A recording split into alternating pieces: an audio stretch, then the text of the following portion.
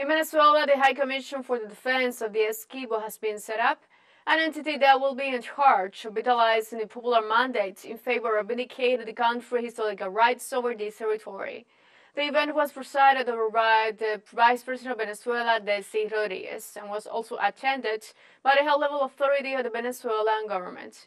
During the ceremony, Rodriguez remarked the illegal nature of the Paris Arbitration Award and reaffirmed that the solution to the territorial controversy must be in accordance with the Geneva Agreement. The Vice President explained that once the Commission is in place, it will define the methodology for the Venezuelan proposal at the meeting between Venezuela President Nicolás Maduro and his Guyanese counterpart, Efrain Ali, to be held in St. Vincent and the Grenadines on Thursday.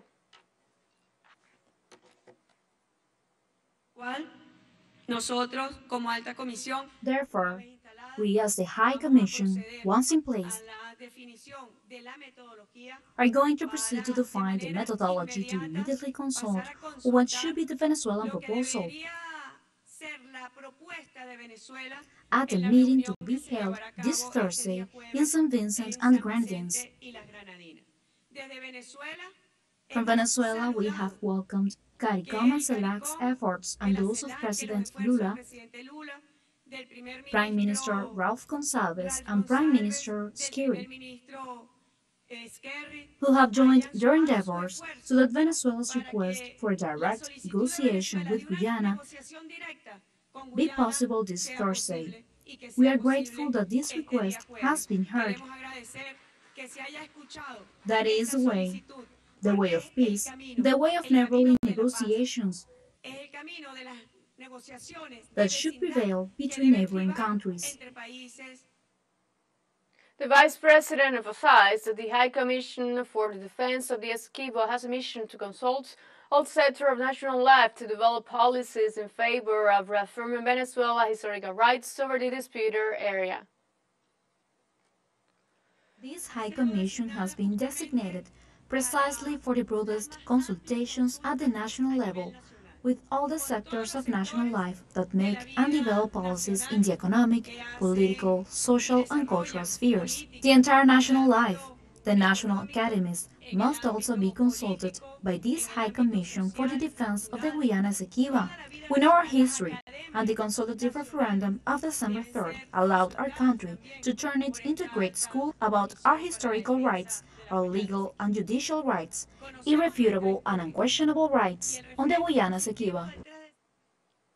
Rodriguez also affirmed that the seizure of the Essequibo from Venezuela was a result of the historical expansion of the Monroe Doctrine over the region and reiterated that Venezuela has all the evidence of its rights over the area. We know well how the plunder occurred as a result of the empires of the time, and also as a result of the Monroe Doctrine, which one day before the consultative referendum was turning exactly 200 years. The Monroe Doctrine was imposed on the rules that fixed the fraud in 1997 in the Washington Treaty to consummate 2 years later the fraudulent sentence, the fraudulent award of 1999 that fixed spurious limits on our territory, pretending to dispossess a wide Venezuelan area, the Essequibo. The Guyana Essequibo belongs to Venezuela. Since its birth, it belongs to Venezuela, long before it was even an administrative unit of the Spanish Crown. There is no doubt of Venezuela's title to this territory. The Executive Vice President also stressed that the Bolivarian Republic will stick to the mandate to defend its seas and announced the protection of Guyana to dispose of water spanning of the limitation.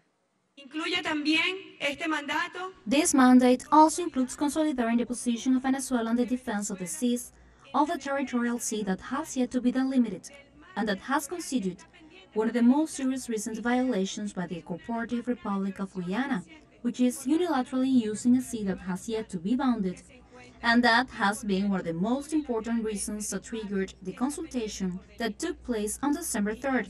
The defense of our seas, by all means, in accordance with the law, in accordance with our Constitution, in accordance with international law. It is wrong for Guyana to be granting licenses. It is wrong for Guyana to be authorizing the exploitation of a sea area that has yet to be delimited, without the authorization of Venezuela and to do so unilaterally.